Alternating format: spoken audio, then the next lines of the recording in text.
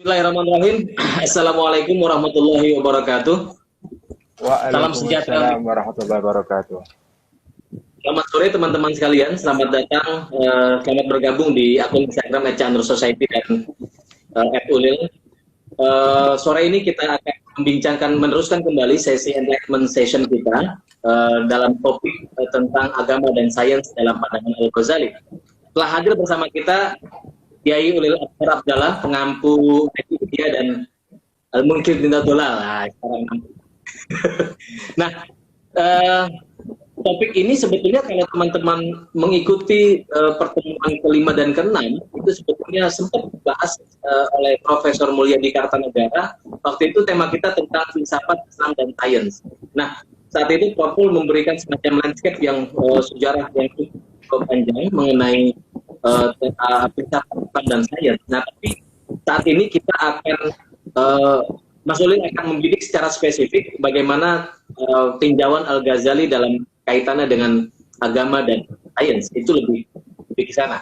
Apakah agama dan sains itu sesuatu yang kontradiktif, sesuatu yang bertentangan, tidak pernah ketemu, katakan begitu, boleh dibilang sebagai musuh bebuyutan, ataukah dia saling mendukung satu sama lain? Artinya seseorang berislam itu apakah dia harus tidak mempercayai sains atau bagaimana? Nah, ini yang akan kita mendengarkan elaborasi dari Mas Ulil pada sore hari ini.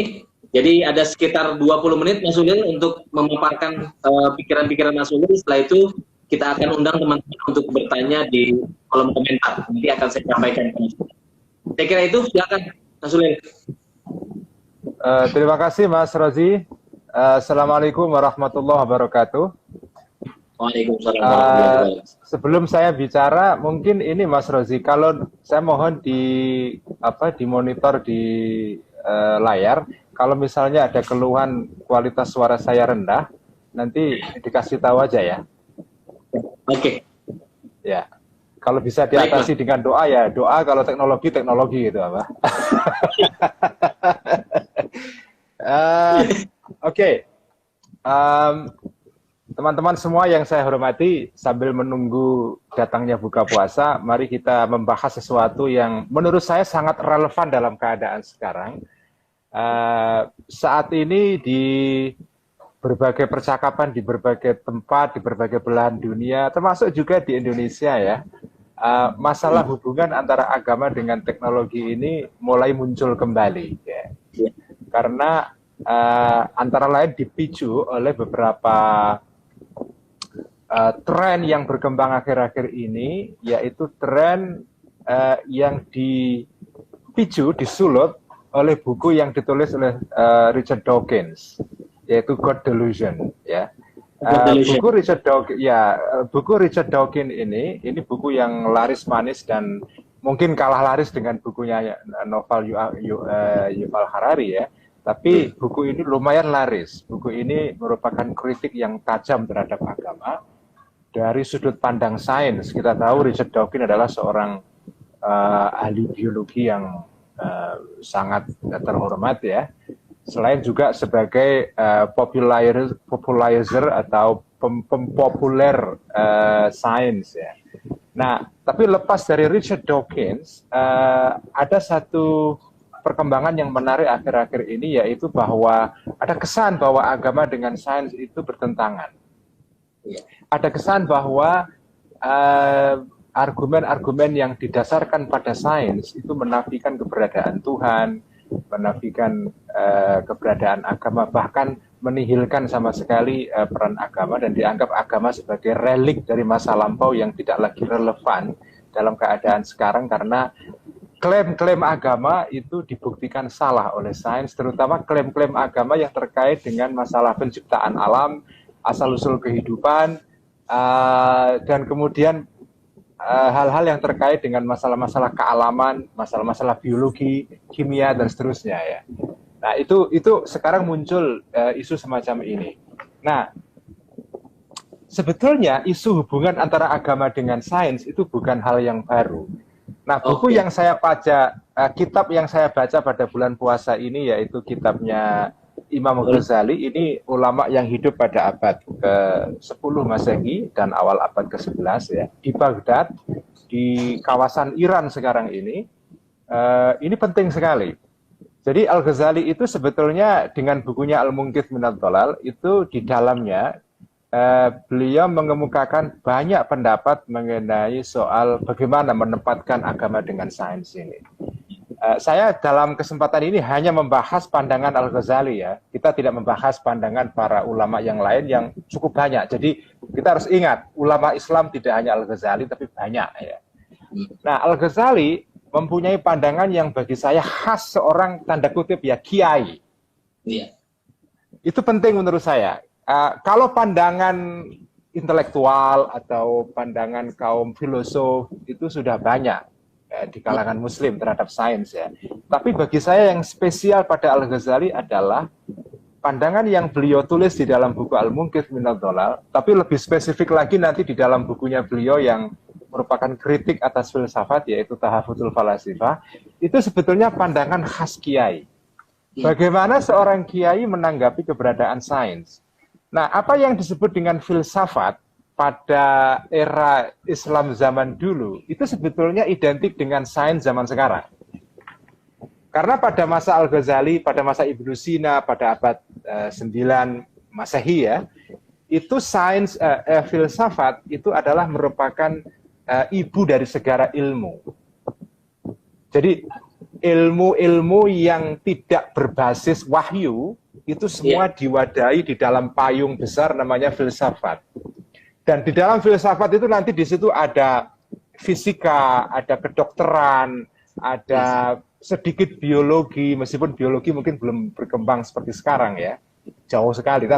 Tapi sebetulnya di dalam apa yang disebut dengan ilmu filsafat, di dalam pengertian klasik itu sebetulnya terkandung pengetahuan-pengetahuan yang sekarang ini kita kenal sebagai sains, atau lebih tepatnya lagi hard science, ilmu sains yang keras, yang berkaitan dengan fisika, biologi, kimia, dan astronomi ya. Jadi istilah filsafat itu sebetulnya istilah yang mencakup sains secara keseluruhan, meskipun di dalam istilah filsafat itu juga terkandung satu bagian yang sekarang kita sebut sebagai metafisika, yaitu pembahasan mengenai hal-hal yang bersifat spekulatif, tidak ada kaitan dengan masalah fisika, masalah biologi, dan seterusnya. Jadi ada unsur-unsur yang unsur-unsur fisik dan ada metafisik ya di dalam ilmu filsafat itu. Nah, ketika Al-Ghazali menanggapi filsafat, itu sebetulnya beliau menanggapi juga sains dalam pengertian sekarang. Nah, bagaimana tanggapan Al-Ghazali ini bagi saya menarik. Al-Ghazali itu selama ini dikenal sebagai orang yang membunuh filsafat. Iya. Ya, itu persepsi yang umum kan. Dunia Islam itu sekarang tidak lagi mempelajari filsafat gara-gara sains, gara-gara Al-Ghazali. Karena Al-Ghazali kill philosophy in Muslim world, dan setelah itu hilang filsafat itu. Nah, saya ingin menunjukkan bahwa pandangan semacam ini tidak fair. Nah, sekarang kita akan lihat secara detail bagaimana pandangan Al-Ghazali. Al-Ghazali ketika menanggapi filsafat alias sains ya, itu beliau fair membagi-bagi filsafat dalam beberapa bagian. Jadi beliau tidak menghakimi filsafat itu secara general, secara dalam bahasa Jawa itu gebiah uyah. Jadi beliau secara jelas memerinci, dalam istilah bahasa Arab itu disebut dengan mentafsil. Nah, beliau membagi filsafat itu dalam 6 bagian. Ada bagian dalam filsafat yang berkaitan dengan masalah ilmu riyadhiyat, istilah beliau. Riyadhiyat itu adalah ilmu-ilmu yang terkait dengan dalam istilah sekarang matematika. Jadi ilmu yang terkait dengan angka dan terkait dengan ilmu-ilmu yang bersifat astronomi, atau yang disebut dalam istilah dulu ilmu hay'ah, itu ilmu astronomi. Jadi Al-Ghazali mengatakan bahwa filsafat itu salah satu bagian pertama adalah ilmu riyadhiyat, matematika. Kedua, ilmu yang terkait dengan prosedur berpikir, tata cara berpikir yang disebut dengan logika. Itu yang beliau sebut sebagai ilmu mantikiyat atau mantik ya. Ketiga adalah ilmu-ilmu yang terkait dengan tabiiyat, fisika, ilmu-ilmu kealaman. Keempat adalah ilmu yang terkait dengan masalah ilahiyat, ketuhanan, yaitu metafisika. kelima terkait dengan masalah siasiat, ilmu politik. Dulu ilmu politik itu, filsafat politik itu bagian dari filsafat. Ya, jadi siasiat, filsafat politik, dan terakhir filsafat etika atau yang disebut dengan khuluqiyat. Ya. Nah, Al-Ghazali itu membagi-bagi filsafat atas 6 bagian ini. Dan ini sesuai dengan pembagian di dalam filsafat Yunani dulu ya. Yang kemudian dibawa masuk ke dalam dunia Islam pada masa Al-Ma'mun, yaitu khalifah di era Abbasiyah, dan dipopulerkan oleh seorang sarjana besar namanya Ibnu Sina atau Avicenna dan Al-Farabi. Atau Al-Farabi dan Ibnu Sina, karena Al-Farabi lebih dahulu daripada Ibnu Sina. Nah, Al-Ghazali mengatakan bahwa terkait dengan ilmu-ilmu riyadhiyat dan mantikiyat, itu kita nggak bisa menolak. Jadi ilmu-ilmu yang terkait dengan matematika, ilmu angka, ya, ilmu yang bersifat teoritis kan, karena matematika itu kan tidak ilmu yang bersifat empiris, karena dia sepenuhnya merupakan permainan pikiran kan, matematika. Dan kemudian ilmu tentang logika, mantikiyat, itu kata Al-Ghazali, ini ilmu yang tidak boleh kita tolak, atau kita ingkari, kita benci, hanya gara-gara ilmu ini berasal dari orang Yunani yang non-Muslim. Jadi sikap beliau sebetulnya fair ya, dalam ilmu matematika dan dalam ilmu logika, udah kita pakai saja. Kita nggak boleh menolak ini. Bahkan beliau mengatakan bahwa menolak ilmu mantikiyat, ilmu tentang prosedur tata cara berpikir, ilmu logika, itu malah berbahaya. Karena apa? Karena menolak ilmu-ilmu logika, ilmu-ilmu tentang tata cara berpikir, hanya karena ini ilmu yang berasal dari orang kafir, tanda kutip, orang Yunani, itu justru menimbulkan citra buruk bagi agama. Jadi kalau orang Islam menolak ilmu logika hanya gara-gara ini ilmunya orang kafir, itu nanti orang akan punya persepsi bahwa kalau begitu menjadi beragama itu harus tidak boleh berpikir logis. Jadi menjadi Muslim itu identik dengan menjadi tidak rasional. Jadi itu kata Al-Ghazali. Jadi kita nggak boleh menolak ilmu logika itu hanya gara-gara ini ilmu bukan berasal dari Kanjeng Nabi atau tidak ada di Quran atau segala macam. Ini adalah ilmu yang netral, ilmu yang bisa kita ambil walaupun itu berasal dari orang non-Muslim. Ya. Nah, menurut saya pembahasan yang menarik adalah tentang bagian yang ketiga, yaitu ilmu tabi'iyat. Ini relevan dengan keadaan sekarang. Di dalam ilmu tabi'iyat ini, Al-Ghazali itu membagi para filosof secara detail dalam berbagai kategori.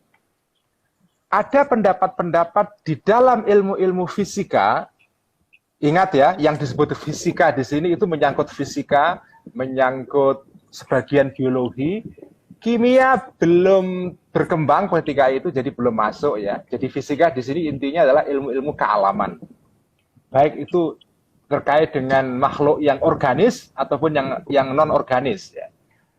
Nah, kata Al-Ghazali, di dalam masalah fisika ini, pendapat para filosof dibagi atas 3 kategori. Ada pendapat-pendapat mereka yang kita tolak sepenuhnya, karena pendapat-pendapat mereka dalam bidang ilmu ini bertentangan dengan akidah Islam. Ada bagian di dalam pendapat mereka mengenai ilmu ini yang tidak boleh mereka kita kafirkan, tapi sekedar kita anggap mereka ini sesat atau bid'ah. Ya. Dan ketiga, bagian-bagian yang bisa kita terima, karena itu netral ya. Nah, sekarang saya akan membahas bagian yang itu tidak boleh kita terima. Kata Al-Ghazali, ada 3 isu utama di dalam pembahasan para filosof Yunani yang terkait dengan fisika ini. Pertama adalah tentang qidamul alam.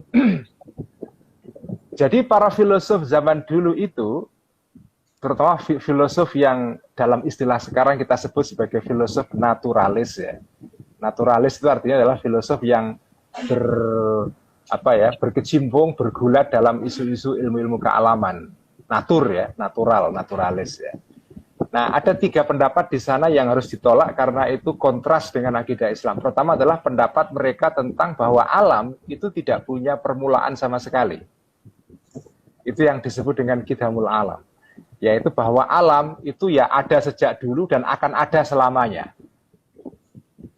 Ini teorinya para filsuf ini, karena mereka mengatakan bahwa materi, ya, yang disebut dengan materi itu sudah ada sejak zaman dulu dan akan ada selamanya. Karena materi itu tidak punah.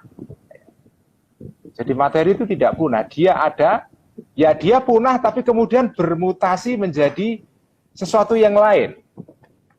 Jadi ini persis seperti hukum pertama dalam hukum termodinamik, ya. Bahwa energi dan materi itu tidak hangus, tidak punah. Dia bisa berubah dari satu bentuk ke bentuk yang lain. Jadi misalnya kayu kita bakar, itu kan tidak kayu punah. Karena kayu dibakar menjadi bentuk yang lain, yaitu areng atau apa namanya, yaitu hasil dari pembakaran api itu. Atau misalnya, ya. Mungkin agak mundur sedikit, katanya ketutup sama kalimat-kalimat chatting ini.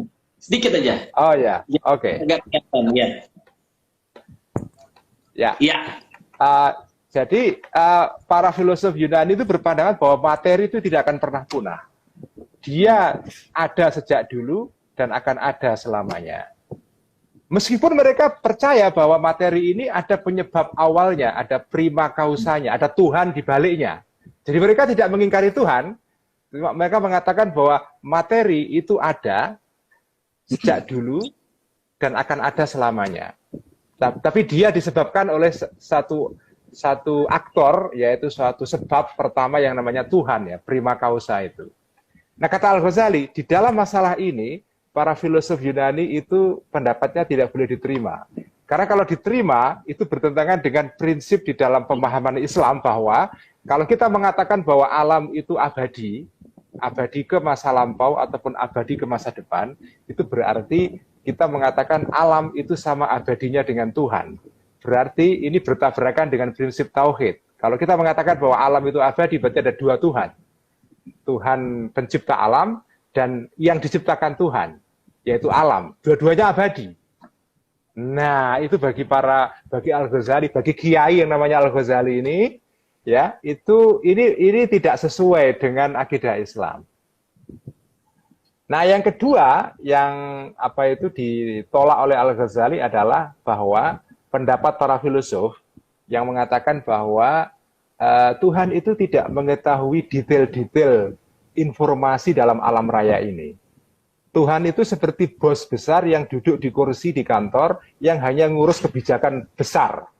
Tapi dia tidak ngurusi yang kecil-kecil, karena yang kecil-kecil itu urusannya para manajer, para kepala bagian, petugas di lapangan dan seterusnya. Jadi Tuhan itu hanya mengetahui kulliyat, tidak juz'iyat, gitu ya. Dan terakhir, ini kata Al-Ghazali, ini tidak sesuai dengan akidah Islam, karena dalam akidah Islam dikatakan bahwa Tuhan itu maha tahu, alimun, dan mengetahui itu ya mengetahui seluruhnya.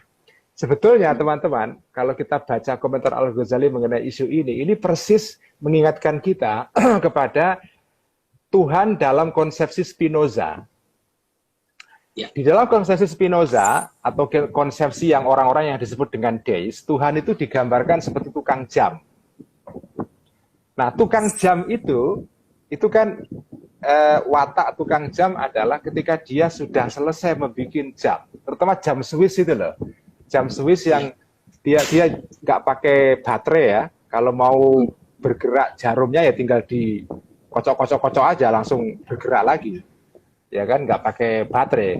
Nah, jam Swiss itu setelah diciptakan oleh penciptanya, oleh tukang jam Swiss, itu kan setelah tukang jam itu selesai bikin jam, dia kan nggak lagi ngurusi jamnya, karena jam sudah berjalan sendiri mengikuti hukum internal dalam dirinya.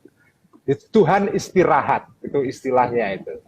Setelah menciptakan jam, Tuhan istirahat. Ongkang-ongkang istirahat dan tidak lagi mengurus ciptaannya. Nah, ini memang pandangan Tuhan yang khas para filosof memang. Tuhan itu tidak terlalu disibukkan dengan perkara-perkara kecil. Sebetulnya agak masuk akal pandangan seperti ini ya. Karena kalau Tuhan mengikuti perkara urusan-urusan kecil itu kan kadang-kadang agak aneh. Misalnya ada dua klub sepak bola yang bertanding, yang satu berdoa supaya menang, yang satu juga berdoa supaya menang kepada Tuhan yang sama. Tuhan mau menangkan yang mana ini? Masa Tuhan ngurusin skor bola? Jadi rumit ya. Jadi rumit. Rumit sekali. Jadi dalam hal ini pandangan para filosof sebetulnya masuk akal. Tapi kata Al-Ghazali, ini tidak sesuai dengan akidah Islam. Karena dalam akidah Islam itu Tuhan digambarkan sebagai Tuhan yang dekat dengan manusia, yang mendengarkan doa manusia setiap saat. Bukan Tuhan filosof yang jauh sekali. Kalau Tuhan filosof itu kan Tuhan yang ya tadi itu kayak tukang jam. Karena para filosof ini orang-orang yang memang punya berpikir yang canggih, tapi kalau orang awam pada umumnya ya, itu kan mereka tidak butuh Tuhan yang seperti itu. Yang mereka butuhkan adalah Tuhan yang ketika mereka berdoa mendengarkan. Termasuk berdoa tentang hal kecil-kecil. Ya. Jadi Tuhan itu adalah Tuhan yang dekat kepada kita, yang dalam Al-Quran digambarkan sebagai wa nahnu aqrabu ilaihi min hablil warid. Aku lebih dekat kepada hambaku daripada urat lehernya sendiri, ya kan? Jadi Tuhan yang very near, very close to his creature, ya, atau his or her, kita boleh saja menggunakan domir yang berbeda. Jadi itu Al-Ghazali mengkritik pandangan para filosof ini. Nah, sebetulnya apa yang bisa kita pelajari dari respon Al-Ghazali terhadap sains seperti ini ya? Yang kita bisa pelajari adalah begini, bahwa Al-Ghazali sebetulnya tidak menolak seluruh filsafat Yunani yang terkait dengan masalah tabiiyat atau fisika. Yang beliau tolak hanya beberapa bagian yang secara kontras itu bertentangan dengan akidah Islam. Kalau kita terjemahkan pada konteks sekarang itu, Mas Rozi, itu kira-kira begini terjemahannya ya. Kita itu tidak boleh menolak sains modern. Karena sains modern itu bagian dari cara manusia memahami alam. Itu nggak bisa kita tolak. Al-Ghazali tidak menolak sains. Yang ditolak adalah pandangan-pandangan atau asumsi-asumsi filosofis yang berada di balik sains. Misalnya ya, sains sebagai sains yang bisa dibuktikan secara ilmiah, misalnya teori gravitasi Newton, atau teorinya Einstein mengenai relativitas khusus dan relativitas umum misalnya, atau teori mengenai fisika kuantum. Itu kan semua teori-teori yang sekarang sudah dibuktikan melalui eksperimentasi, sudah ada evidence. Kalau pakai bahasa zaman dulu, zaman Islam klasik, itu ilmu yang sudah didukung oleh burhan. Burhan itu ini bukan burhan Timo tadi ini ya. Ini adalah ilmu yang sudah didukung oleh evidence dalam bahasa sekarang, oleh evidence, bukti ilmiah yang sudah verified, sudah terverifikasi. Nah, ilmu yang dalam masuk kategori ini kita nggak bisa tolak. Makanya nggak boleh menolak sains. Kita nggak boleh menolak pendapat para dokter dalam masalah COVID sekarang ini ya, karena dianggap ini melawan prinsip kita mengenai tawakal kepada Allah, itu nggak boleh itu. Nah, yang ditolak oleh Al-Ghazali adalah asumsi filosofis yang ada di baliknya. Yaitu bahwa sebagian para saintis modern itu mempromosikan satu asumsi filosofis atau pandangan dunia yang mengatakan bahwa alam ini, realitas ini, itu ya hanya realitas fisik. Tidak ada realitas di balik yang fisik ini, karena itu Tuhan menjadi nggak relevan. Jadi mereka berpendapat bahwa Tuhan tidak relevan, atau ada seorang fisikawan teoritis dari Australia namanya Stinger kalau nggak salah, dia mengatakan bahwa Tuhan itu adalah a failed hypothesis, hipotesa yang gagal karena tidak bisa menjelaskan fenomena alam ini. Atau kalau dalam kata-kata Stephen Hawking dalam bukunya yang saya suka sekali, The Grand Design, dia mengatakan bahwa alam itu bekerja menurut hukum-hukum tertentu dan tidak membutuhkan Tuhan untuk menjelaskannya. Tuhan nggak relevan sama sekali. Dan yang lebih ekstrim lagi ya Richard Dawkins, bahwa ya alam itu ya yang fisik ini saja. Di luar yang fisik ini tidak ada. Karena memang sains itu hanya bekerja dengan data-data empiris. Karena Tuhan tidak empiris, maka Tuhan tidak ada. Nah, pandangan seperti ini yang kita tidak bisa terima. Tetapi kalau sains sebagai sesuatu yang dibuktikan secara ilmiah, kita terima semua, baik dalam bidang fisika, dalam bidang astronomi, dalam bidang biologi, dalam bidang kimia, dan seterusnya. Jadi Al-Ghazali itu sebetulnya ketika mengkritik filsafat itu fair. Dia membedakan mana bagian dalam filsafat yang bisa kita pakai, mana yang harus ditunda dulu, mana yang ditolak sama sekali karena itu bukan bagian dari sains, tapi merupakan pandangannya para saintis. Gitu. Itu intinya sebetulnya pandangan Al-Ghazali tentang hubungan antara agama dengan sains, dan menurut saya pandangan Al-Ghazali seperti ini masih relevan kita pakai sekarang. Saya mengatakan bahwa sikap umat Islam terhadap sains itu bisa didasarkan atau mengambil inspirasi ilham dari pendapatnya Al-Ghazali ini. Jadi kita bedakan mana bagian dari sains yang itu misalnya tidak bisa kita terima karena ada asumsi filosofis yang harus kita kritik karena bertentangan dengan akidah Islam. Terakhir ya Pak Mas Rozi ya, contoh yang bagi saya menarik adalah perdebatan mengenai teori evolusi. Oke.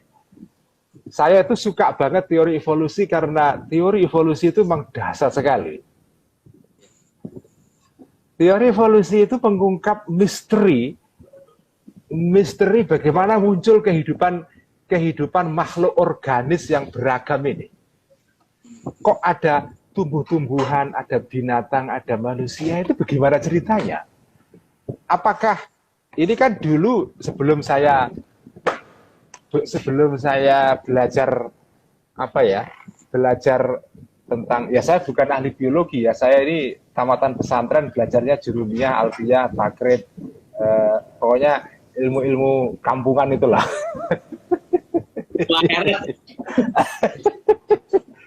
Cuma ya saya belajar secara amatiran saja mengenai ilmu biologi ya. Ketika saya membaca teori evolusi itu menarik, karena teori evolusi itu menjelaskan bagaimana terjadi variasi. Kenapa kok muncul ada kucing, ada anjing, ada kuda, ada sapi, ada kambing, ada manusia. Dan kucing pun beragam kan? Ada kucing Persia, ada kucing kampung yang suka berkeliaran di kampung-kampung di Jakarta itu. Kucing itu banyak juga jenis-jenisnya, ya. Jadi tidak satu jenis itu. Itu kenapa kok bisa muncul begitu itu? Dulu saya punya persepsi bahwa makhluk-makhluk ini itu diciptakan secara independen. Jadi ya kucing ini diciptakan sendiri, nanti ini sendiri, nanti kuda juga sendiri. Jadi masing-masing jenis kuda pun itu diciptakan secara sendiri-sendiri. Kalau kita baca teori evolusi itu nggak begitu. Teori evolusi itu semua makhluk ini dulu asalnya itu adalah makhluk sederhana yang bersel tunggal. Jadi makhluk yang sederhana berkembang menjadi makhluk yang kompleks. Itu namanya teori evolusi, itu namanya variasi. Kemudian belakangan menjadi teori tentang mutasi gen yang menimbulkan banyak spesies. Jadi teori evolusi itu teori yang menjelaskan kenapa ada kehidupan yang beragam di muka bumi ini. Nah, ini teori bagi saya keren. Cuma ada bagian dalam teori evolusi yang problematis. Yang mungkin kalau pakai istilah Al-Ghazali, ini mungkin bertentangan dengan akidah Islam. Kita harus hati-hati. Apa itu? Bagian dari teori evolusi yang problematis adalah ketika Charles Darwin sebagai pencetus teori evolusi ini menegaskan bahwa evolusi ini, jadi evolusi makhluk yang dari makhluk sederhana menjadi makhluk yang kompleks, karena itu kita ini sebetulnya dulu asal-usulnya itu sama dengan kuda, dengan kucing, dengan monyet, dengan itu semua sama. Karena kita berasal dari katanya nenek moyang yang sama, yaitu berupa nenek moyang yang secara genetik itu kemudian berkembang menjadi kita-kita ini. Bukan berarti kita berasal dari kera, itu bukan begitu maksudnya. Nah, cuma masalahnya adalah bahwa Charles Darwin mengatakan bahwa evolusi ini adalah undirected. Jadi dia berkembang secara alamiah, tidak ada tujuan, random sifatnya, tidak ada Tuhan yang mengarahkan itu. Jadi Tuhan tidak terlalu penting di dalam proses evolusi ini. Nah, ini bagi saya yang bermasalah. Saya mengatakan bahwa saya menyukai teori evolusi, tapi minus bagian yang ini. Karena bagian yang ini problematis. Ketika kita mengatakan bahwa evolusi itu berjalan secara alamiah, ya betul. Kalau penjelasannya murni penjelasan genetik, penjelasan biologis, penjelasan mungkin kimiawi, itu semua hal itu berevolusi secara alamiah seolah-olah random, tidak ada tujuan akhir dan tidak diarahkan oleh semacam aktor yang menjadi penggerak utamanya. Betul, tapi dalam pandangan agama, saya sebagai orang muslim percaya bahwa evolusi ini itu adalah kehendak Allah. Jadi itu saja. Jadi makanya dalam hal ini menurut saya orang Islam perlu belajar dari orang-orang Katolik. Orang Katolik dulu menolak teori evolusi. Ini teman-teman Muslim yang membaca buku-bukunya Harun Yahya pasti tahu bahwa Harun Yahya kan termasuk orang yang mempopulerkan bahwa teori evolusi itu tidak bisa diterima dalam kerangka akidah Islam total semuanya. Nah, menurut saya mengikuti teladan Al-Ghazali, kita harus pilah-pilah mana bagian dari teori evolusi yang benar, mana yang tidak. Nah, yang tidak menurut saya yang harus ditolak adalah bagian dari teori evolusi yang mengatakan bahwa evolusi ini undirected. Tidak ada direktornya, tidak ada sutradaranya. Dia bergerak secara alamiah. Ya, makhluk itu kalau dibiarkan berkembang secara alamiah akan muncul menjadi beragam seperti ini.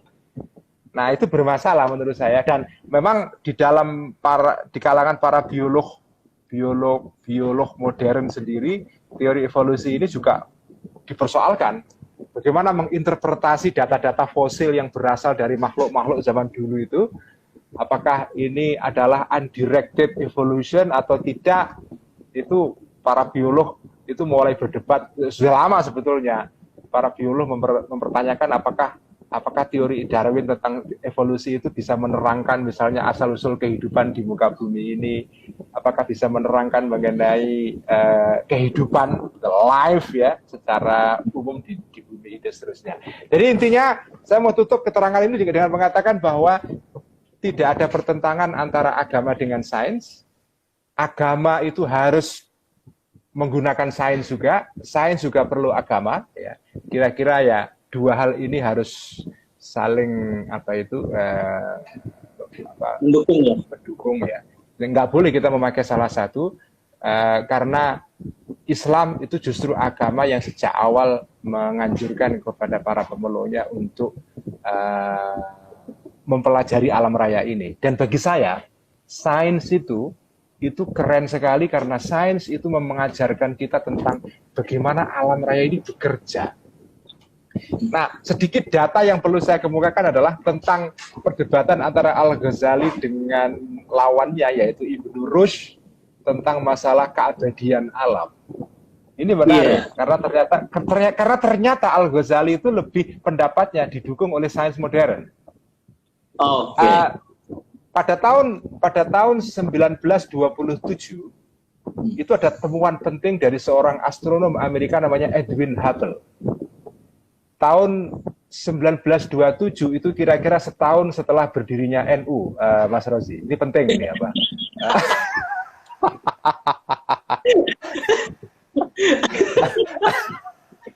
Jadi setahun setelah berdirinya NU itu dibuktikan bahwa alam itu melalui teleskopnya Edwin Hubble. Nggak relevan sebetulnya setelah NU atau tidak, tapi itu begitu kenyataannya.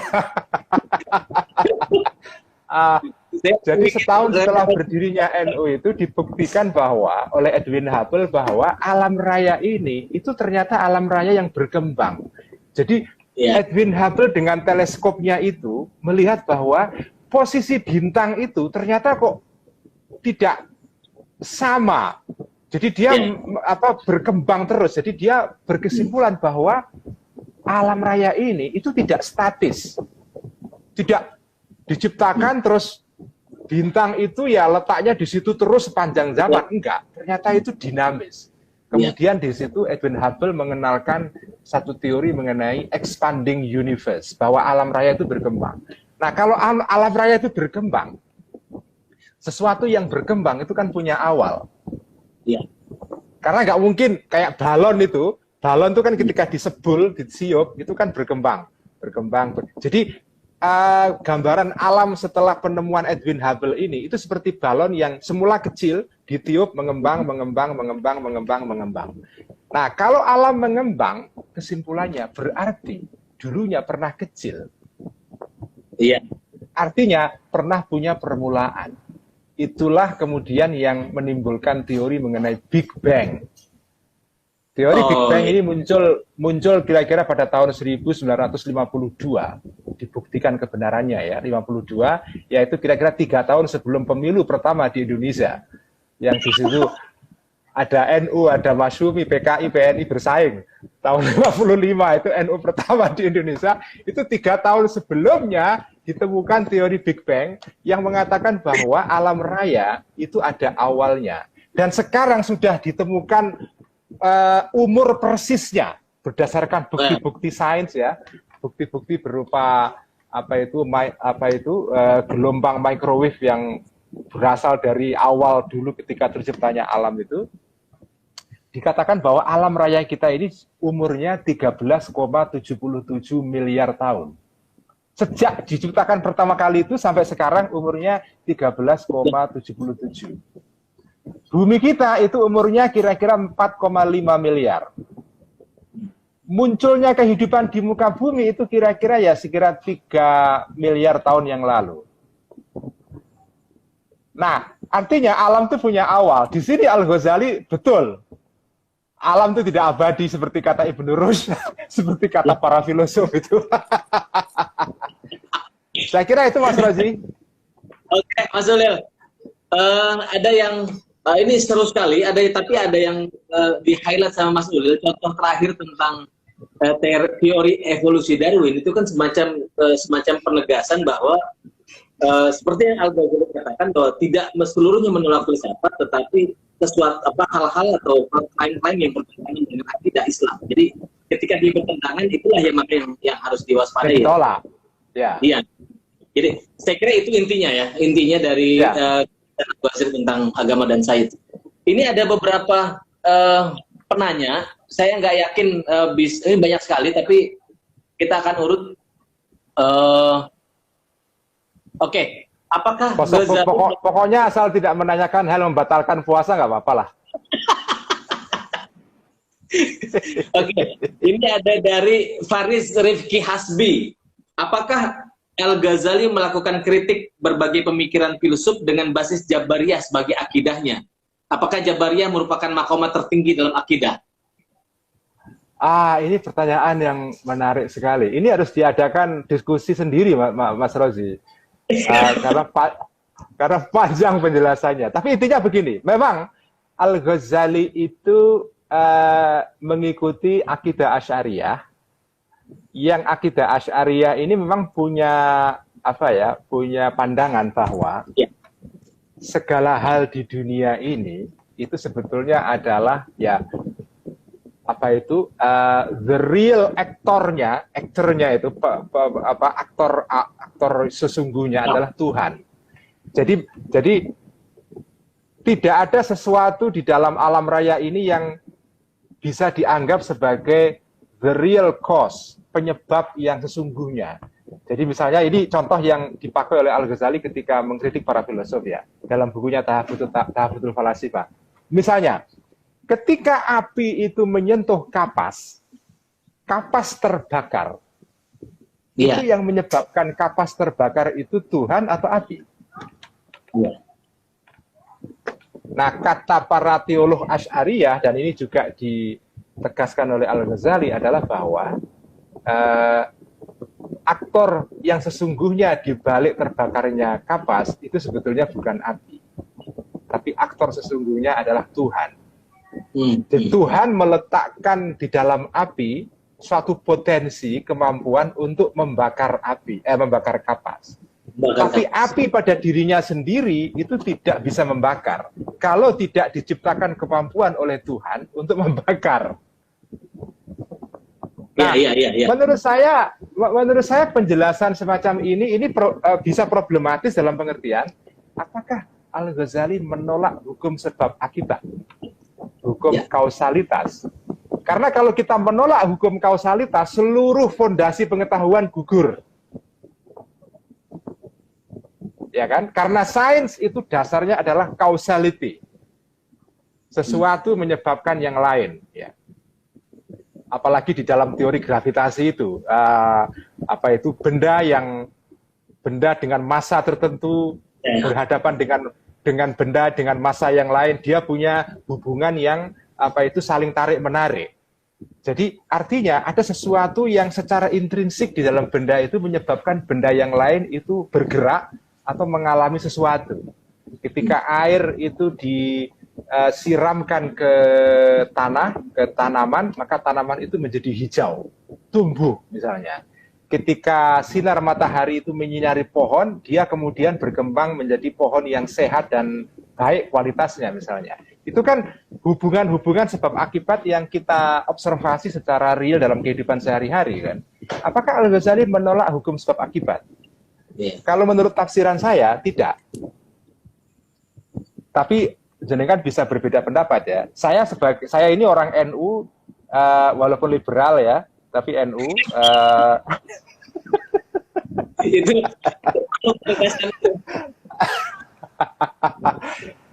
Dan saya mengikuti akidah Asy'ariyah. Saya sebagai pengikut akidah Asy'ariyah tidak mengatakan bahwa akidah Asy'ariyah itu menolak adanya teori kausalitas. Kelihatannya menolak tapi tidak. Kenapa? Karena yang dikatakan dalam akidah Asy'ariyah itu hanya sebatas begini.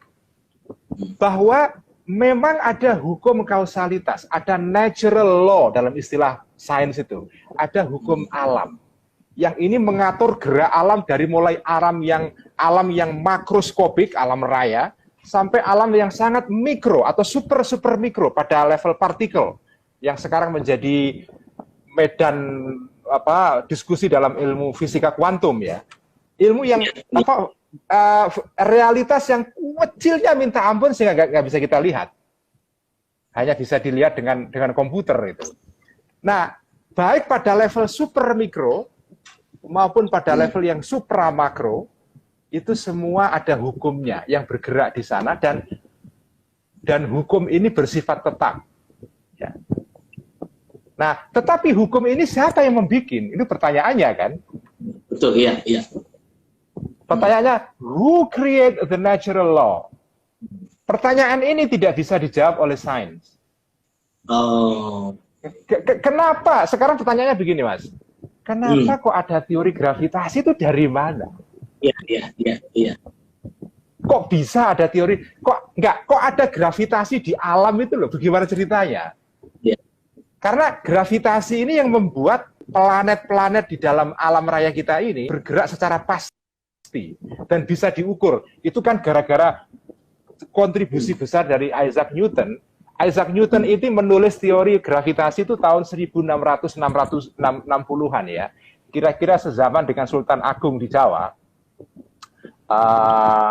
Sezaman dengan Wali Songo, ya hampir sama dengan generasi Wali Songo di sinilah. Jadi Wali Songo mendakwahkan Islam di sini, Isaac Newton di Inggris sana menulis Principia Mathematica Philosophiae Naturalis, itu bukunya yang terkenal sekali. Isaac Newton menemukan teori gravitasi. Gravitasi itu keren sekali karena teori ini bisa memprediksi seluruh gerak benda-benda dalam alam raya ini, di planet kita terutama, itu dengan tepat sekali. Sampai gerhana matahari itu terjadi kapan, pada menit keberapa, detik keberapa, itu bisa diprediksi dengan persis sekali. Dengan teori, teorinya Newton itu. Dengan fisikanya Newton. Nah sekarang pertanyaannya, dari mana hukum ini berasal? Sains nggak bisa menjawab. Karena sains tidak berurusan dengan siapa yang menciptakan hukum ini, tapi orang beragama, berkeyakinan, hukum gravitasi itu asalnya dari Allah juga. Ya, ya. Nah, ini menurut saya sama dengan akidah Asy'ariyah. Ketika api membakar kapas, memang itu setiap api didekatkan dengan kapas pasti membakar. Tetapi yang membakar siapa? Apakah dia bisa membakar dari dirinya sendiri atau karena ada suatu kekuatan yang meletakkan kekuatan pembakaran pada api sehingga dia bisa membakar? Kalau dalam pandangan sains yang naturalistik dan materialistik, mereka mengatakan bahwa yang membakar ya api. Tapi kalau orang beriman mengatakan memang api membakar, tapi membakarnya itu karena Allah menciptakan kekuatan membakar pada api sehingga apinya dia membakar. Ya itu aja perbedaannya. Jadi nggak betul bahwa Asy'ariyah itu atau Al-Ghazali itu Jabariyah dalam pengertian mungkin Jabariyah dalam pengertian yang lain, tapi tidak dalam pengertian menolak adanya hukum sebab akibat ya.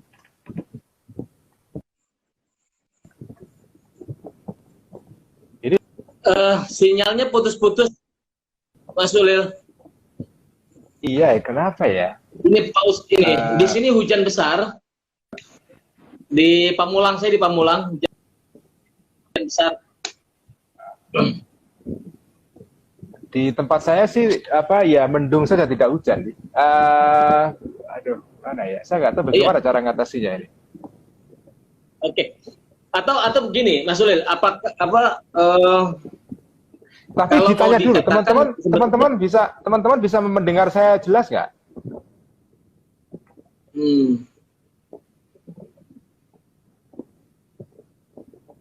Putus, suaranya putus. Waduh. Sayang sekali ini. Ini kalau urusan sinyal ini di luar kekuasaan kita nih, Gus Ulil, jadi ya susah itu komunikasi dengan doa juga. Doa nggak bisa ini udah. Karena terkait dengan bandwidth, dengan kualitas jaringan.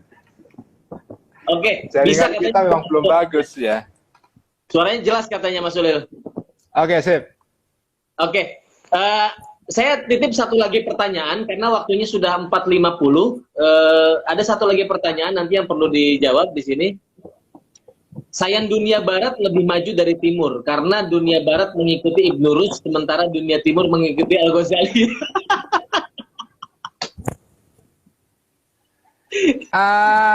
Menurut saya kemunculan sains di barat itu faktornya kompleks ya.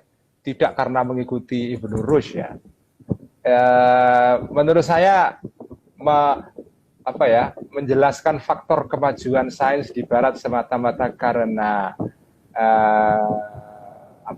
barat itu melanjutkan tradisi filsafat sementara dunia Islam tidak, itu bagi saya penjelasan yang terlalu reduksionistik ya, atau terlalu sederhana. Karena banyak faktor yang kompleks sekali. Karena pertama tidak benar bahwa Islam itu mati gara-gara Al-Ghazali. Setelah Al-Ghazali di dunia Islam masih banyak muncul para filosof ya.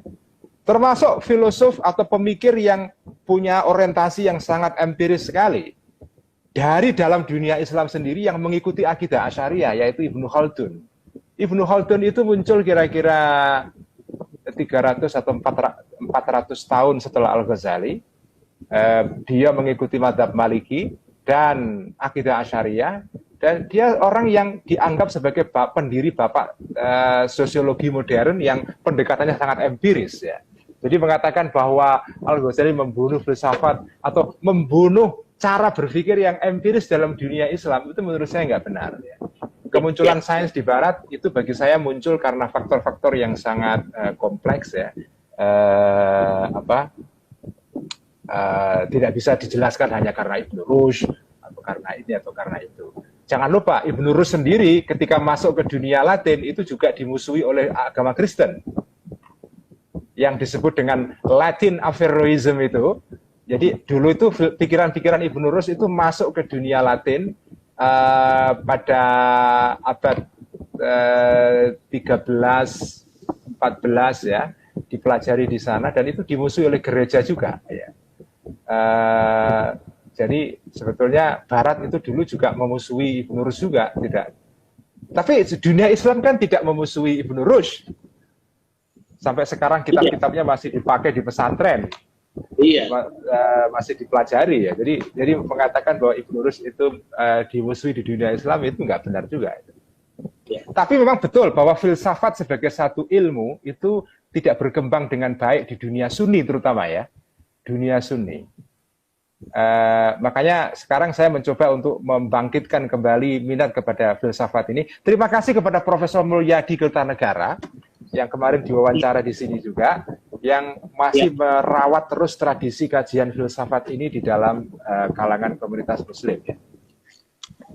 Dari Panji, di dalam masa pandemi ini, jika dikaitkan dengan ilmu dan agama, akan mengacu kemana? Jika MUI mengacu pada sains, apakah akan menghilangkan metafisika itu sendiri?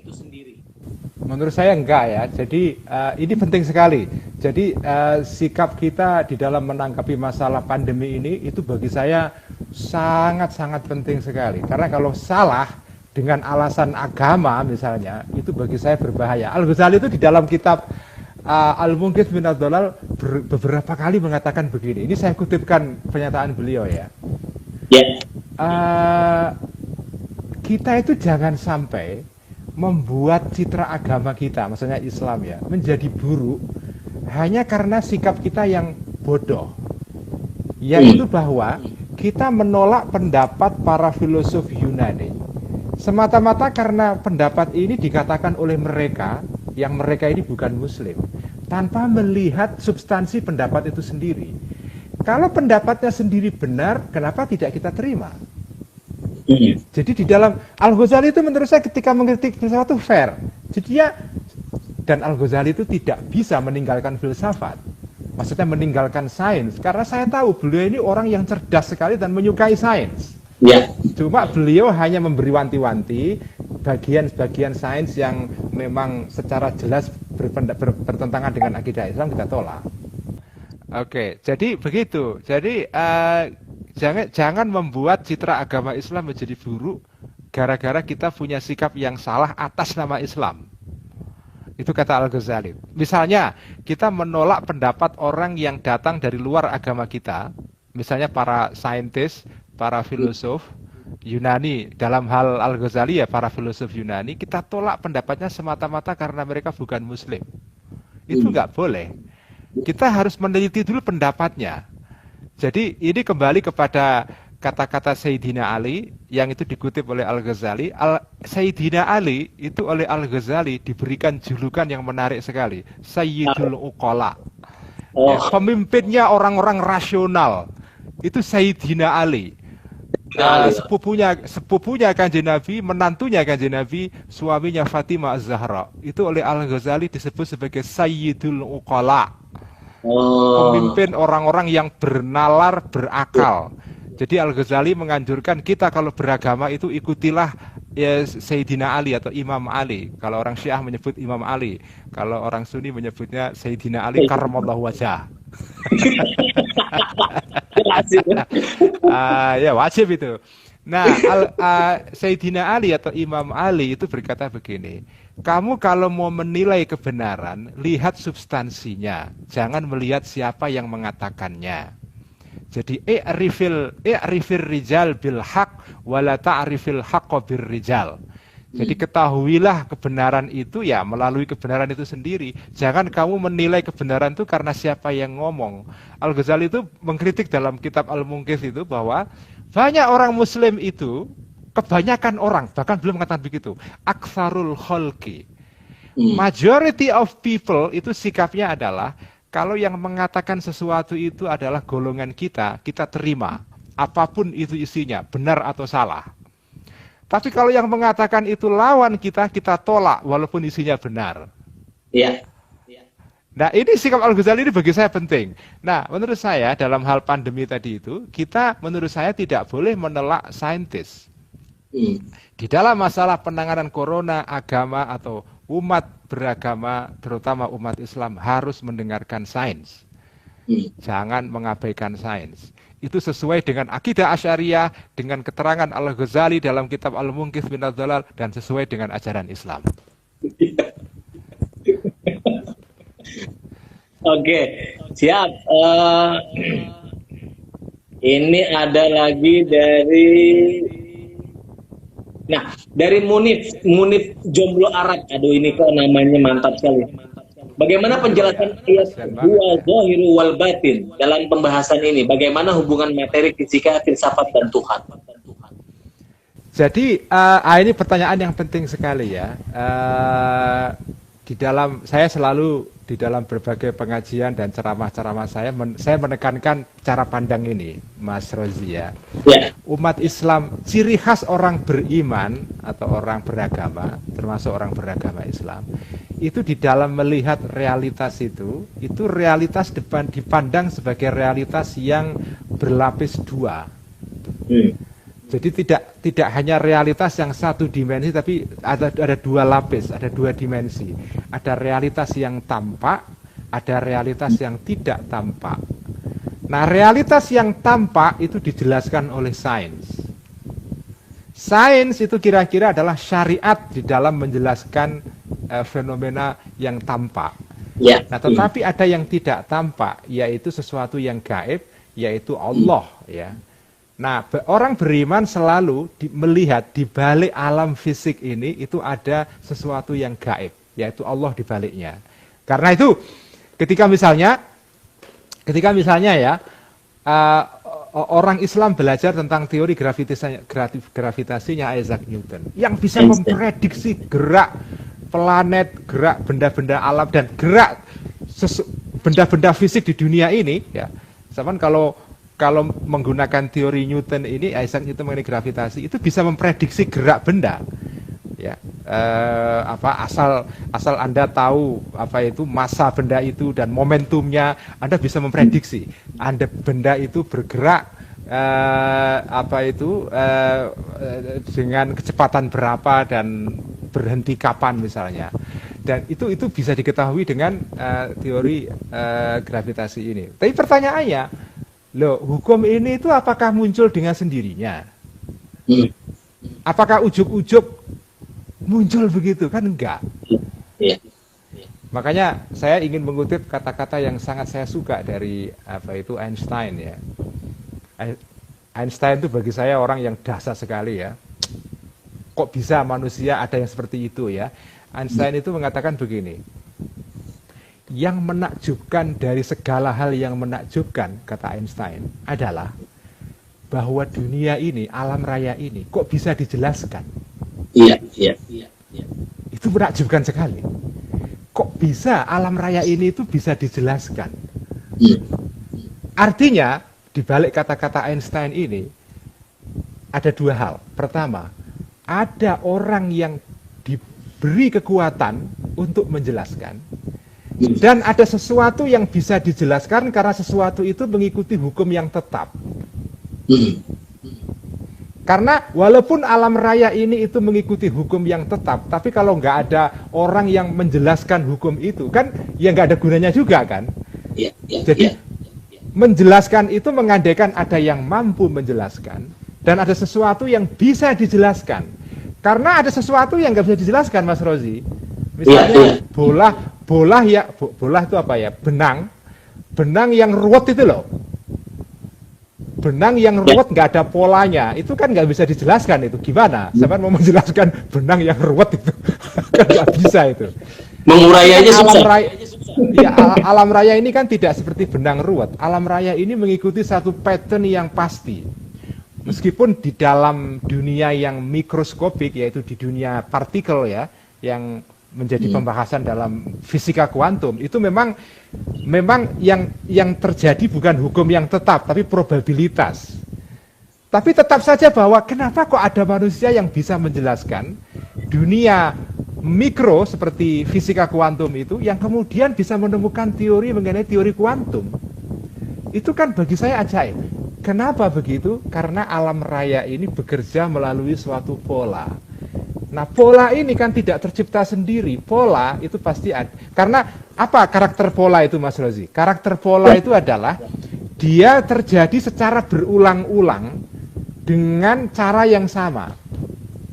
Kalau jenengan melempar dadu, ya, melempar dadu yang apa itu ada angkanya itu, ya, ada variasi-variasi angkanya itu, ada 6 itu. Kalau sampai lempar dadu, itu kan nggak ada polanya. Karena sampai nggak bisa memprediksi setelah dadu ini dilempar itu kira-kira yang keluar nomor berapa, kan kita nggak tahu. Karena nggak ada polanya. Sesuatu yang ada polanya itu bisa diprediksi. Kalau jenengan memakai teori gravitasinya Isaac Newton, sampean bisa memprediksi gerak benda-benda. Gerak planet itu sampean bisa memprediksi gerhana dan segala macam karena ada polanya. Jadi pola mengandaikan gerak sesuatu itu secara repetitif dan mengikuti cara tertentu yang ajek. Jadi regularity, ajek itu pola. Nah, keajekan itu kan tidak tercipta sendiri. Harus ada yang menciptakan itu. Siapa yang menciptakan itu? Nah, itulah ilmu batin itu. Kalau jadi Allah itu ada az-zahir al-batin. Az-zahirnya itu teori gravitasi. Al-batinnya dari mana teori muncul hukum gravitasi itu? Kalau dalam pandangan orang beriman, ya dari Allah itu. Begitu. Oke. Saya nyambung ke pertanyaan berikutnya, Mas Ulil. Dalam kata Ghazali, apakah yang bisa mempertemukan agama dan sains yang yang berbeda secara metodis? Agama dengan wahyunya, sementara sains dengan metode eksperimentasinya. Menurut saya yang mempertemukan antara agama dengan sains adalah pandangan bahwa keyakinan, akidah bahwa baik agama maupun sains itu sumbernya dari Allah. Oke, iya. Ya, yang disebut dengan sains, apa sih intinya sains itu? Yang disebut dengan sains itu apa? Sains itu artinya adalah studi kajian mengenai alam yang tampak ini, ya, dengan menggunakan observasi dan menggunakan metode matematis, ya. Jadi, dengan menggunakan observasi, ada hipotesa, dibuktikan, diamati, diverifikasi, kemudian juga menggunakan pemodelan berupa hitungan-hitungan yang matematis. Karena ini yang menarik, alam raya itu ajaibnya. Kok bisa dirumuskan dengan persamaan matematis, dengan mathematical equation. Itu teori Einstein yang terkenal itu. E adalah M kali C kuadrat. Ya, itu ajaib. Teorinya Einstein ini menjelaskan, ya, tentang sesuatu yang penting sekali mengenai bagaimana alam ini bekerja, bagaimana hubungan antara materi dengan energi itu. Inilah gara-gara rumusan matematika yang sederhana ini lahir yang namanya bom atom itu. Ini ajaib sekali kan? Itu ajaib. Kok bisa matematika menjadi semacam rumusan untuk menjelaskan alam raya? Nah, itu namanya sains itu. Jadi pertemuan sains dengan agama adalah bahwa baik sains maupun agama sumbernya sama, yaitu Allah Subhanahu wa taala. Teman-teman, saya persilakan membaca tulisan-tulisan saya di mojok.co pada bulan puasa ini. Setiap hari saya nulis, saya mencoba untuk menjelaskan teologi Islam dihubungkan dengan masalah-masalah modern. Antara lain soal hubungan antara agama dengan sains ini. Saya ingin, sebetulnya tujuan saya adalah saya kepingin menolak persepsi bahwa sains itu bertentangan dengan agama, bahwa kalau agama itu menang maka sains kalah, kalau sains menang agama kalah. Itu tidak begitu. Ada orang yang mengatakan bahwa ketika pandemi corona ini meledak, itu ada yang mengatakan bahwa sekarang sains menang agama kalah. Itu ada yang mengatakan begitu. Menurut saya, ya, komentar ini komentar yang didasarkan kepada asumsi bahwa seolah-olah kalau orang beragama itu berarti meninggalkan sains. Kalau orang bersains meninggalkan agama. Di dalam kenyataannya kan nggak begitu. Iya. Agama punya cara kerja sendiri, sains punya cara kerja sendiri, dan tidak saling menafikan, bahkan saling membantu. Orang Islam itu kalau sakit, itu kan ya ke dokter. Iya. Tidak ya dia doa juga. Habis sholat berdoa, tapi kan tidak kemudian berdoa itu berarti menafikan keharusan untuk pergi ke dokter, kan enggak juga kan? Orang Islam ya berdoa, ya pergi ke dokter. Ada orang mengatakan, loh kamu kenapa berdoa? Kalau memang doa itu berguna ya udah doa aja, nggak usah ke dokter. Kan nggak begitu. Akidah dalam Islam adalah kamu berdoa dan sekaligus ke dokter. Seperti itu loh. Kanjeng Nabi kan pernah didatangi seorang sahabat membawa kendaraan berupa keledai atau kuda. Setelah sampai di depan masjidnya Kanjeng Nabi, orang ini nanya, Kanjeng Nabi, ini kuda saya lepaskan saja, nggak usah saya ikat, dengan alasan saya sudah tawakal kepada Allah. Karena kalau kuda ini ditakdirkan hilang, ya hilang, kalau enggak kan enggak. Diikat pun kalau hilang kan hilang aja. Sepeda motor dikunci pun hilang juga banyak, itu kan. Atau saya kunci dulu baru saya tawakal. Kanjeng Nabi, enggak dong, kunci dulu, diikat dulu baru tawakal. Jadi kalau punya motor ya dikunci stang, kalau perlu stangnya ditambah ada kunci tambahan itu, baru itu tawakal. Ikhtiar itu Kiai. Apa? Jangan fatalis, jadi jangan fatalis itu.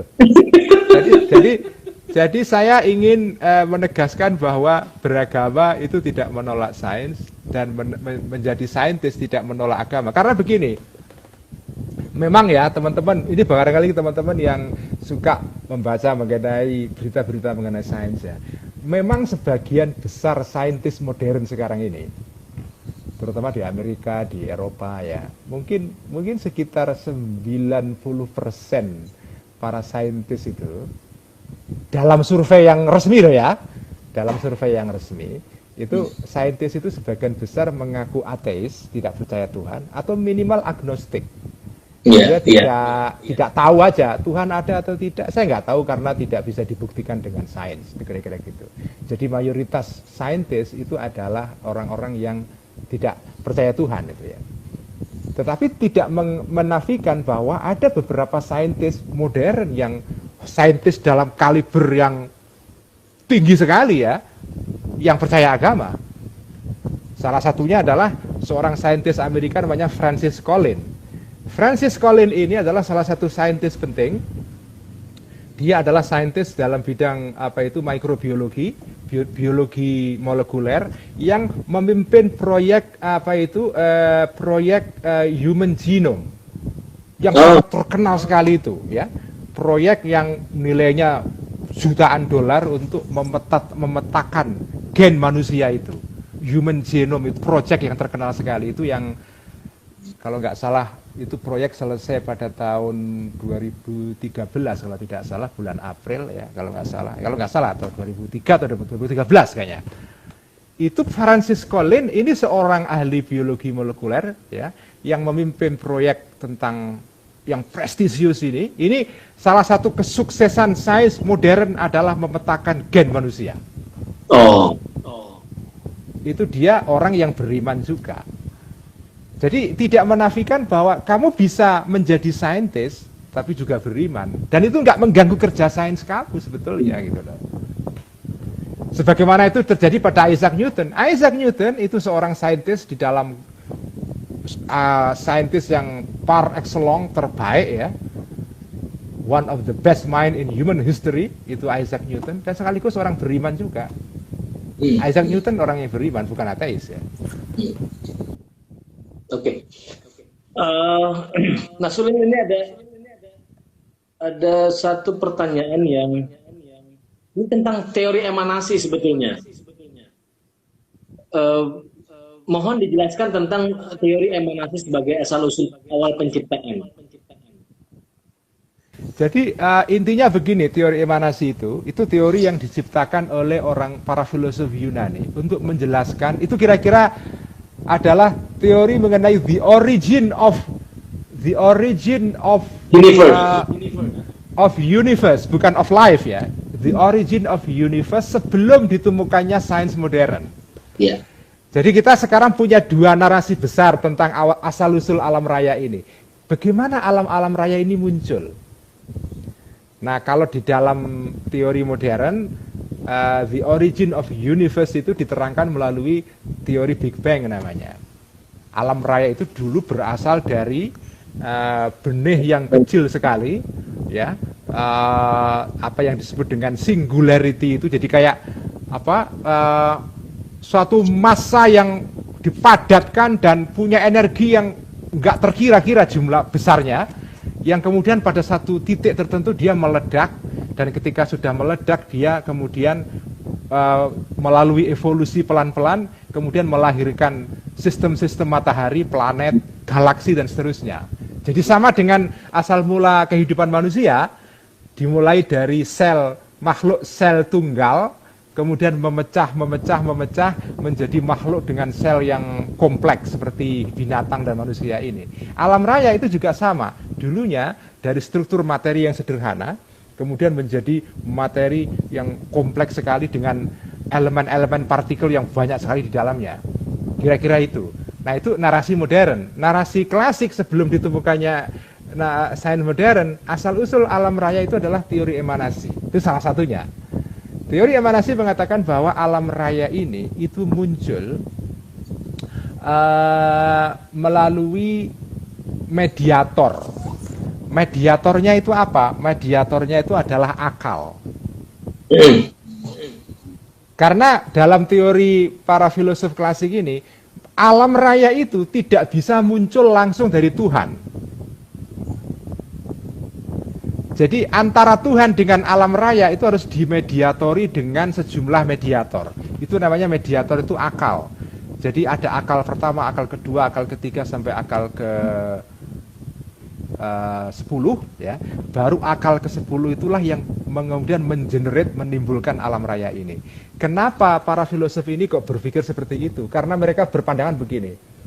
Kalau alam itu menciptakan Tuhan langsung, itu problematis. Karena kalau Tuhan itu menciptakan dunia langsung, maka ada pertanyaan. Dunia itu tercipta kapan? Misalnya ya, Tuhan memutuskan menciptakan dunia pada titik waktu A. Pertanyaannya, kenapa kok menciptakan pada titik waktu A? Kenapa tidak waktu B? Kenapa tidak A minus 1, minus 2 misalnya? Kenapa tidak B atau C atau... Jadi ada pertanyaan-pertanyaan begitu. Kenapa? Kalau Tuhan memutuskan misalnya, oke, Tuhan memutuskan menciptakan alam raya pada poin waktu A. Sekarang apa yang menggerakkan Tuhan itu menciptakan pada titik waktu A? Kalau Tuhan digerakkan oleh sesuatu yang berasal dari luar dirinya, berarti Tuhan bukan Tuhan yang sesungguhnya, karena dia dipengaruhi oleh faktor dari luar dirinya. Nah, cara berpikir seperti ini yang menjelaskan kenapa para filosof itu tidak mau mengatakan bahwa alam raya itu diciptakan langsung oleh Tuhan, tapi ada mediatornya. Mediatornya itu adalah akal-akal tadi itu. Kira-kira kalau disetarakan dengan teori modern, Tuhan itu tidak menciptakan alam raya itu langsung, misalnya kucing saya hari ini lahir, karena kebetulan kucing saya ini lagi hamil sekarang, lagi bunting. Misalnya kucing saya hari ini melahirkan anak misalnya. Apakah ketika kucing saya lahir anak ini, memang pada hari itu Allah menciptakan anak kucing itu? Langsung menciptakan gitu loh. Misalnya nanti besok ada kucing lagi, Allah menciptakan lagi. Kok sibuk banget Allah itu setiap hari menciptakan anak kucing itu? Nggak habis ya. Nggak habis-habis. Nah, penjelasan para filosof atau saintis mengatakan begini, tidak begitu Allah itu menciptakan alam raya itu. Allah itu menciptakan alam raya, diciptakan, di situ ada hukum, ada perantara, ada mediator. Kalau dulu perantaranya adalah akal, sekarang mediatornya adalah natural law, hukum alam. Jadi kalau hukum alam ini bekerja, udah, alam itu berevolusi sendiri, tapi yang menciptakan evolusi ini Allah gitu loh. Jadi kalau kucing itu dibuai, kucing betina dibuai telurnya oleh semen atau spermanya kucing bejantan, ya kalau terjadi proses konsepsi dia akan beranak. Itulah hukum alam itu loh. Sistemnya Itulah di mediator. Ya, sistemnya dibuat ketika sistem sudah jadi ya bekerja saja. Itu penjelasan saintis atau penjelasan filosof dulu kalau menggunakan teori emanasi itu begitu. Jadi teori emanasi itu sebetulnya pada intinya itu sama dengan teori modern. Oke. Yaitu bahwa Allah itu menciptakan alam itu melalui sesuatu yang bersifat mediasi, perantaranya. Tidak langsung kayak sampean itu loh, kayak kita goreng tempe gitu kan. Kalau butuh tempe yang goreng. Kalau nggak goreng ya nggak ada tempe. Allah itu menciptakan alam nggak begitu. Setiap ada makhluk terus ciptakan lagi, bukan begitu. Ya, diciptakan hukumnya, sistemnya, berjalan udah jalan sendiri aja. Jadi nggak usah goreng-goreng terus. Itu kalau dalam pandangan sains. Tapi ini ditolak oleh Al-Ghazali. Al-Ghazali itu menentang teori emanasi. Oh, iya. Karena kalau ini gini, sebetulnya tidak ditentang secara keseluruhan. Karena gini, sampai kalau tidak hati-hati dengan teori emanasi atau teori penciptaan alam ala sains modern ini, sampai bisa terjatuh kepada pandangan bahwa Tuhan tidak punya peran apa-apa. Karena yang berperan adalah mediatornya ini. Allah tidak punya peran apapun. Jadi itu keberatan kenapa para kiai-kiai dulu yang diwakili oleh Al-Ghazali, kenapa mereka keberatan dengan teori sains, dengan teori emanasi? Ya karena itu implikasinya kalau teori emanasi itu diterima, Allah itu menciptakan alam itu tidak dengan kehendak, tapi terpaksa. Karena hukum bekerja begitu ya terpaksa menciptakan. Padahal Allah itu muridun, dia punya kehendak. Jadi seolah-olah Allah nggak dilibatkan di dalam proses penciptaan ini. Begitu. Oke. Diskusi serius begini puasa-puasa apa nggak berat ya? Yang berat sebetulnya yang bicara ini. Haus itu. Iya. Itu nggak ada kolak, udah di belakang saya ada kolak ini. Mas Ulil kita batasi. Udah cukup lah ya. Kita batasi ada kalau mau mungkin ada satu lagi nih pertanyaan, gimana? Boleh ya. Terakhir ya. Terakhir. Nah, bagaimana agama mampu atau tidak mampu merespon untuk menyelesaikan masalah yang dihadapi manusia, misalnya wabah seperti sekarang? Sebetulnya agama itu tidak bertugas menyelesaikan masalah COVID ya. Karena COVID ini ya, agama itu kan tidak mengingkari adanya pembagian peran. Kalau urusan, makanya dalam Quran dikatakan fas'alu ahla dzikri in kuntum la ta'lamun. Kamu tanyalah kepada orang yang punya expertise, keahlian dalam bidang itu kalau kamu nggak tahu. Kalau dalam masalah kedokteran ya kita tanya dokter, dalam masalah biologi ya kita tanya kepada biolog, tapi kalau masalah ilmu fikih ya tanya kepada kiai, masalah filsafat Islam ya kepada Profesor Mulyadi Kertanegara, dan seterusnya. Jadi Islam itu tidak mengingkari adanya pembagian peran seperti ini. Jadi apa tugas kiai memerangi COVID? Ya tidak ada. Ya tugasnya paling memberi edukasi kepada umat supaya social distancing, tidak terawih untuk sementara ya. Ini untungnya saya senang sekali musola di perumahan saya selama puasa ini libur terawih ya. Jadi artinya aware lah. Dan saya terharu sekali Mas Rozi karena masjid-masjid di sekitar perumahan saya ini kalau azan itu ditambahi dengan kata-kata shollu fi buyutikum, sholatlah kalian di rumah kalian. Itu saya senang banget dan terharu. Ada Mas Ulil di perumahan itu? Saya nggak tahu, tapi itu ya, memakai begitu. Saya senang banget. Sekaligus terharu karena pasti yang azan itu pasti ngerentes kalau bahasa Jawanya itu. Sedih. Biasanya setelah azan orang datang ikut sholat jamaah. Ini kok orang disuruh sholat jamaah di rumah masing-masing. Itu kan pasti sedih kan. Azan itu kan tujuannya memanggil orang. Ini kok azan malah tidak memanggil orang disuruh tinggal di rumah. Itu sedih banget, tapi saya salut saya salut ini umat Islam di sekitar perumahan saya di Jati Bening ini itu Jumatan diliburkan, kemudian taraweh juga diliburkan. Di perumahan saya ada 2 perumahan yang berdekatan, dua-duanya semua diliburkan tarawehnya selama Ramadan ini, dan diganti dengan kita jaga portal perumahan karena dijaga supaya tidak semua orang bisa masuk, dan kalau masuk itu disuruh cuci tangan dulu. Iya. Saya dari digilir itu, saya ikut jaga juga di pos satpam itu. Berat sekali, tugasnya berat sekali sudah. Ikut piket di pos satpam itu. Ya saya senang karena ada kegotong royongan ya, walaupun pandemi begini ini bagi saya ada hikmah banyak, membangkitkan rasa solidaritas, saling menolong, itu mengharukan. Artinya begini, sebagai penutup Mas Rozi ya, silakan. Saya ingin mengatakan bahwa manusia ini, ya Allah, manusia itu makhluk yang luar biasa, ajaib.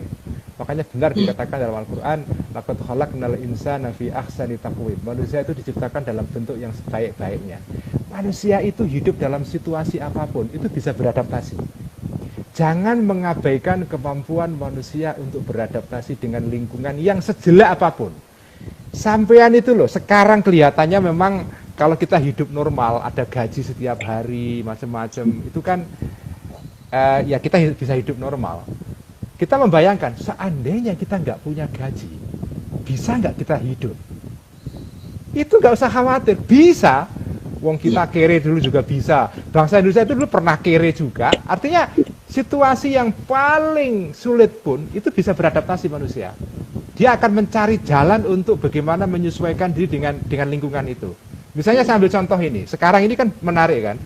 Kita ini kan orang yang pengacara, pengangguran banyak acara kita ini kan.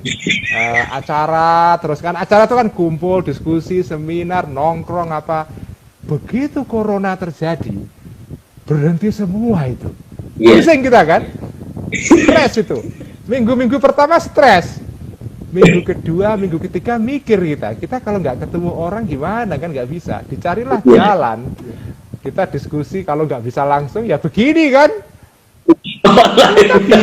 Ternyata bisa diskusi lewat Instagram, lewat Zoom. Jadi saya mengatakan jangan mengunderestimate, meremehkan kemampuan manusia untuk beradaptasi.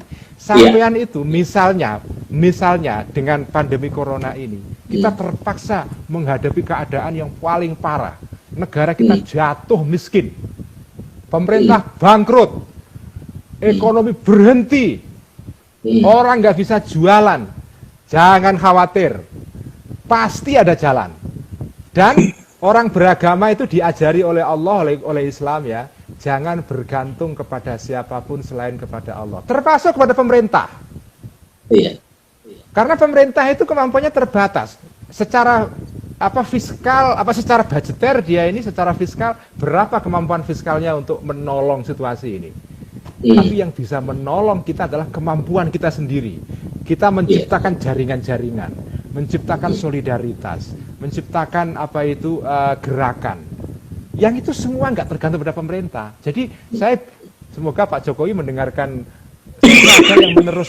ada yang meneruskan diskusi ini kepada Pak Jokowi. Pesan saya kepada Pak Jokowi adalah, Pak Jokowi tidak usah khawatir. Memang uang pemerintah terbatas. Memang duit pemerintah ada batasnya.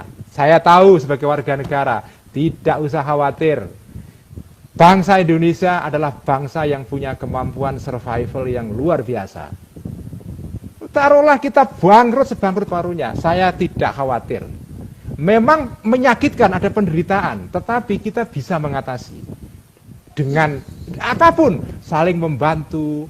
Tiba-tiba sekarang ini orang menggerakkan gerakan untuk, ya kemarin istri saya membuat lelang untuk membantu walaupun sedikit ya. Saya membagikan sebagian itu kepada tetangga-tetangga saya di sini, kita kasih sembako, kita bagikan masker secara gratis. Ya lumayan. Ya itu baru saya. Ada orang lain lagi, ada orang lain lagi, ada orang lain lagi. Jadi jangan khawatir. Manusia itu dalam situasi apapun bisa survive. Karena apa? Karena Anda diciptakan oleh Allah fi ahsani taqwim. Dalam bentuk yang sebaik-baiknya. Salah satu manifestasi dari bentuk yang sebaik-baiknya adalah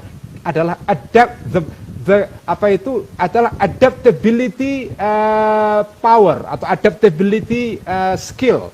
Kita punya keterampilan untuk mengadaptasikan diri dengan lingkungan apapun. Manusia adalah makhluk yang sangat resilient, makhluk yang sangat adaptable. Ini Mas Sudi. Sekian, terima kasih. Wassalamualaikum warahmatullahi wabarakatuh. Waalaikumsalam warahmatullahi wabarakatuh. Terima kasih Mas Yunil. Ini diskusi yang sangat mencerahkan pada sore hari ini. Dari mulai diskusi ilmiah ditutup dengan imbauan dan seruan. Oke, terima kasih sekali lagi Mas Yunil waktunya. Kalau mungkin lagi selamat berbuka teman-teman, menjelang buka ini. Ya, istilah. Assalamualaikum warahmatullahi wabarakatuh.